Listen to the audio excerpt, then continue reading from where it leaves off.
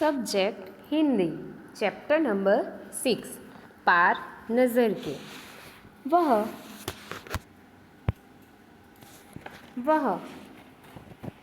सुरंग नुमा रास्ता था, यानी सुनसान रास्ता था आम आदमी के लिए, यानी नॉर्मल पर्सन के लिए। आम आदमी के लिए इस रास्ते से होते हुए जाने की मनाही थी कि उनको अलाउड नहीं था।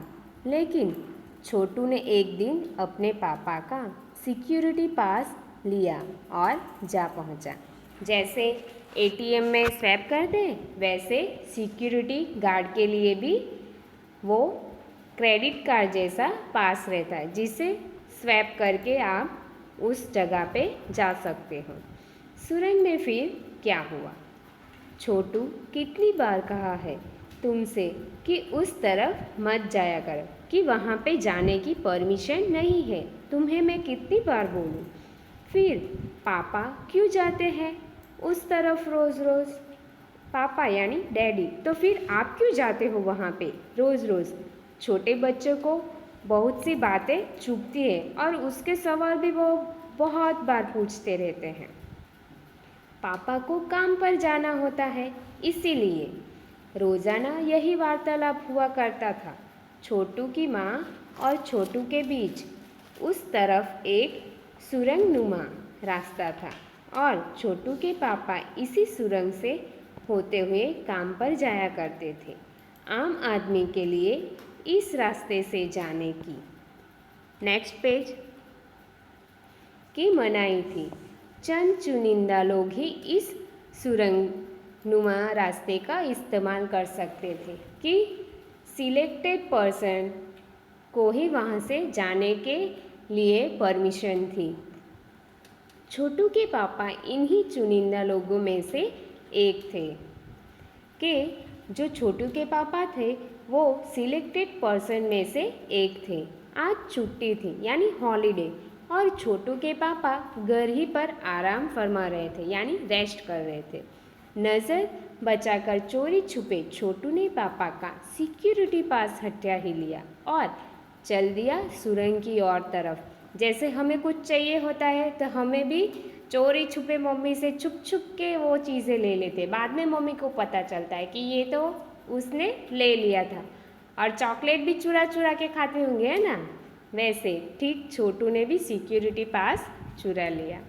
वैसे तो उनकी पूरी कॉलोनी ही ज़मीन के नीचे बसी थी, कि कॉलोनी यानी उनकी जो सोसाइटी थी वो पूरी की पूरी ज़मीन के नीचे ही बसी थी।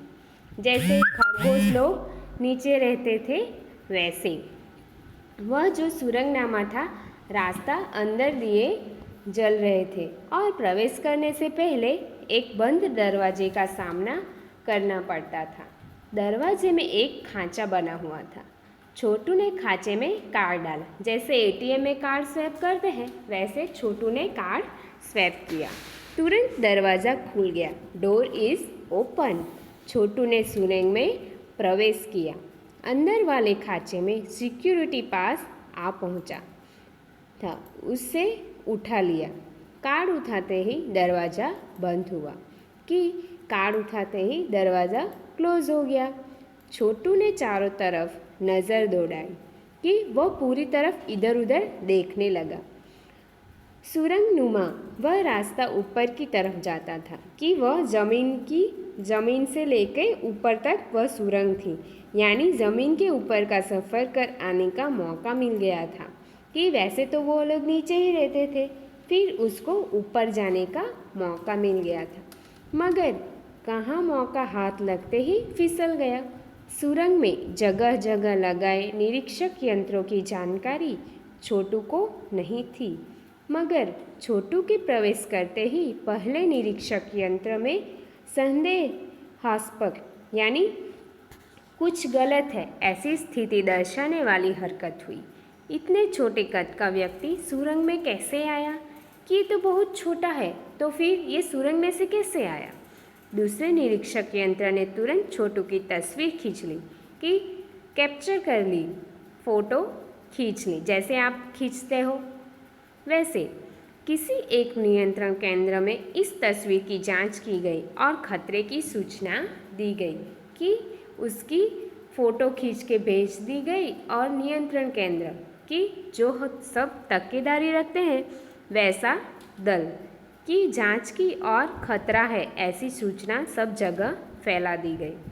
इन सारी गतिविधियों से अनजान छोटू आगे बढ़ रहा था कि उसे तो ये सब बातें पता ही नहीं थी और वो आगे चला जा रहा था। तभी जाने कहाँ से सिपाही दौड़े चले आए, यानी सैनिक छोटू को पकड़कर वापस घर छोड़ाए कि उसको वापस घर छोड़ाए। घर पर माँ छोटू का इंतज़ार कर रही थी। बस अब छोटू की खैरियत न थी कि माँ उसका इंतज़ार कर रही थी। जब आप भी खेलने के लिए जाते होंगे और मम्मी को बगैर बताए कहीं और पे चले जाते हैं और टाइम से घर वापस नहीं आते, तब हमारी खैरियत नहीं रहती। मम्मी सब गुस्सा हम पे निकालती और डांटती भी बहुत है क्योंकि उसको हमारी चिंता है। इसीलिए छोटू के पापा न होते तो छोटू का बचना मुश्किल था कि उसके पापा अगर नहीं होते तो उसका बचना मुश्किल था। छोड़ो भी, मैं इसे समझा दूंगा सब, फिर वह ऐसी गलती कभी नहीं करेगा कि वो अभी वैसी मिस्टेक दोबारा नहीं करेगा।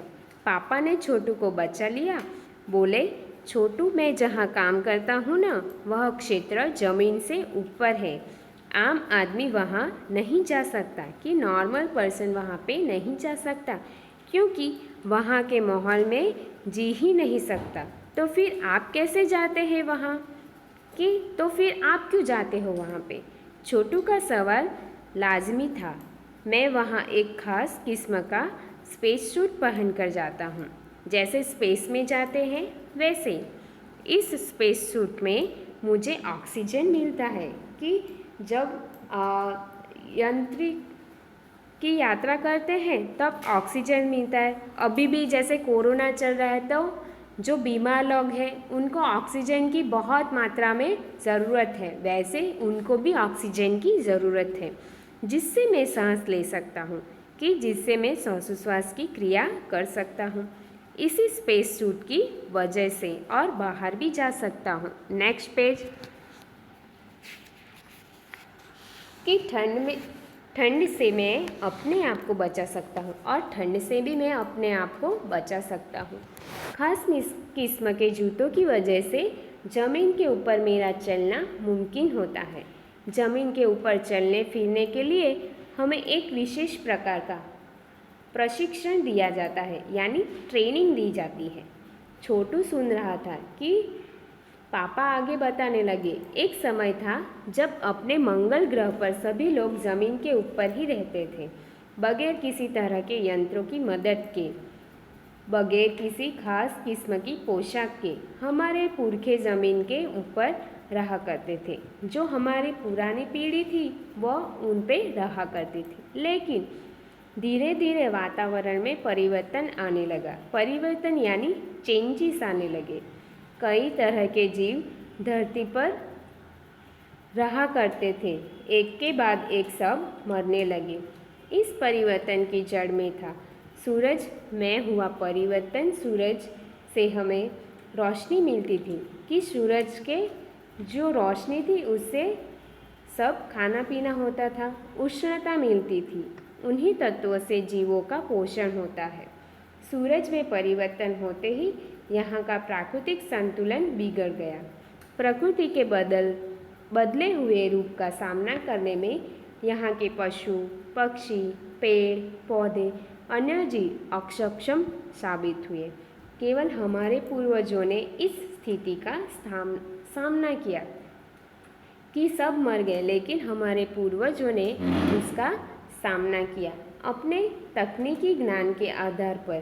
ज्ञान यानी अपने टेक्नोलॉजी के नॉलेज के आधार पर उन्होंने ज़मीन के नीचे अपना घर बना लिया कि ज़मीन के ऊपर लगे विभिन्न यंत्रों के सहारे हम सूर्य शक्ति और सूरज की रोशनी और गर्मी का इस्तेमाल करते आ रहे हैं।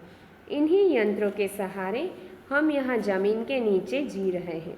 यंत्र सुचारू रूप से चलते हैं। इसके लिए बड़ी सतर्कता बरतनी पड़ती है। मुझे जैसे कुछ चुनिंदा लोग इन्हीं यंत्रों का ध्यान रखते हैं कि जो सिलेक्टेड पर्सन है वही ये सब ध्यान रखते हैं। बड़ा हो जाऊंगा तो मैं भी यह काम करूंगा। छोटू ने अपनी मंशा जाहिर की। बिल्कुल, मगर उसके लिए खूब पढ़ना होगा। माँ और पापा की बात सुननी होगी, माँ ने कहा। दूसरे दिन छोटू के पापा काम पर चले गए। देखा तो कंट्रोल रूम का वातावरण बदला बदला सा लगता था। सिर खत्म कर घर जा रहे स्टाफ के प्रमुख ने टीवी स्क्रीन की तरफ इशारा किया। स्क्रीन पर एक बिंदु झलक रहा था। वह बताने लगा, यह कोई आसमान का तारा नहीं है, क्योंकि कंप्यूटर से पता चल रहा है कि यह अपनी जगह अडिग नहीं रहा है। पिछले कुछ घंटों के दौरान इसने अपनी जगह बदली है। कंप्यूटर के अनुसार यह हमारी धरती की तरफ बढ़ चला आ रहा है।